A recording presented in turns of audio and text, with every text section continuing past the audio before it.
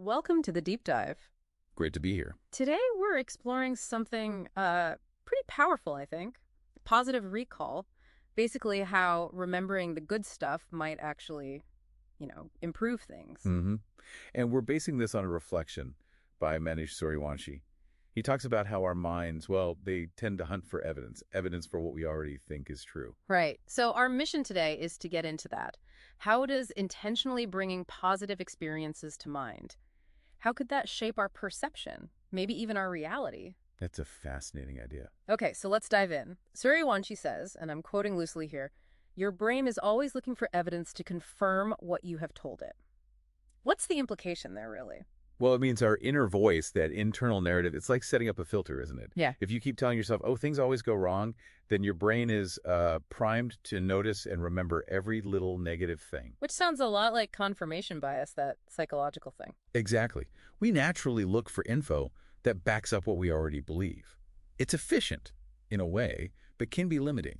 So, the flip side then.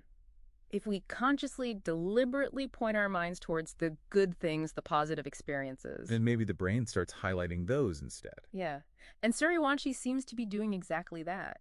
He makes a conscious effort, he says, to tell his mind about times he felt protected. It's an active practice, right? Like Yeah. intentionally focusing your mental spotlight. And the examples he gives are pretty relatable, I think. Definitely. He mentions slipping but catching yourself. You know that split second? Oh, yeah. Heart in your mouth moment, but then relief. Or falling but walking away basically unharmed. Maybe a bruise, but nothing serious. We've all had those moments, haven't we? Where you just think, phew, that was lucky. And if you string those memories together, deliberately recall them, maybe it builds up this feeling of, well, safety, resilience. Could be. He also mentions close calls in traffic, things just sort of working out against the odds. And getting timely help from strangers. Those little acts of kindness. Yeah, those can stick with you. And then he brings up intuition, like gut feelings warning you away from danger. That's interesting, too, that sense that you knew something wasn't right. What does that point to, do you think? Some kind of deeper awareness? Well, it could be subconscious processing, couldn't it? Picking up on subtle cues. He also talks about synchronicities. Ah, the meaningful coincidences. Right, things lining up in ways that just feel significant. Now, interpreting them is subjective, of course, but focusing on them is positive. Reinforces that feeling of things working out, of being supported somehow. Precisely. And then he broadens it out, thinking about people who come into his life.